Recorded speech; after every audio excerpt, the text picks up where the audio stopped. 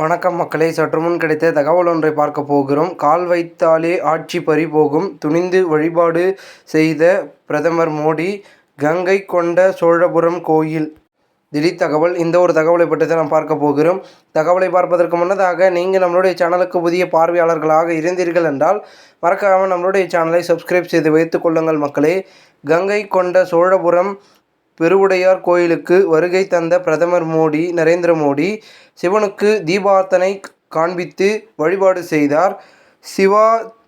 சிவாச்சாரியார்கள் பிரதமருக்கு மாலை அணிவித்து பிரசாதம் வழங்கினர். அப்பொழுது பிரதமர் கையில் கொண்டு வந்த கங்கை நீரை கொண்டு பெருவுடையாரை வழிபாட்டார்.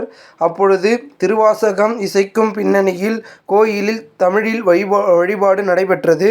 பின்னர் பெரிய நாயகி அம்மன், சண்டிகேசரர், விநாயகர், முருகன் சன்னதிகளுக்கும் சென்று வழிபட்டார். கோயிலுக்கு வந்த போது பூரண குடும்ப மரியாதையுடன் பிரதமரை ஒதுக்கியவர்கள் வரவேற்றனர்.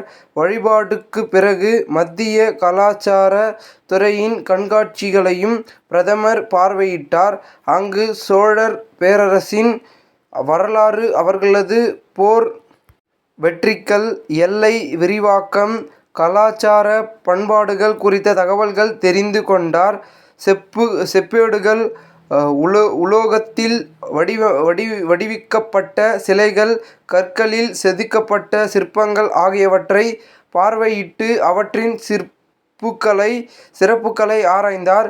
கோயிலில் மகா மண்டபங்கள் உள்ளிட்ட பகுதிகளையும் பிரதமர் விரிவாக பார்வையிட்டார். பொதுவாக தஞ்சை பெருவுடையார் கோயிலுக்கு அரசியல் கட்சி தலைவர்கள் கால் வைத்தால் அவர்களுக்கு பெரும் பின்னடைவு ஏற்படும், ஆட்சியில் இருந்தால் ஆட்சி பறிபோகும் என்றும் சொல்வதுண்டு. இதெல்லாம் கங்கை கொண்ட சோழபுரம் கோயிலில் சொல்லப்படுகிறது. ஆனால் இது ஒரு கட்டுக்கதை என்று சொல்லப்படுகிறது.